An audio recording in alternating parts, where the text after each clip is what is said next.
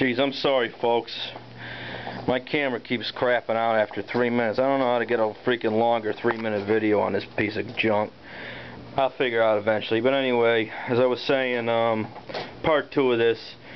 It's a shame I got to keep all these vacuum cleaners down here. I live in a small apartment, you know, share an apartment with another person, and it's hard to keep them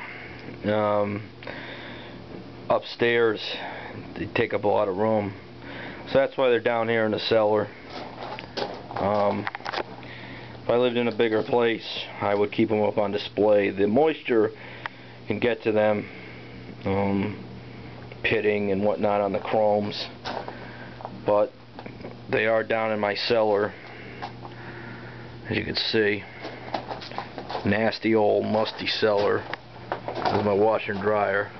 My dryer's going right now, doing laundry, but that's where they're going to stay for now.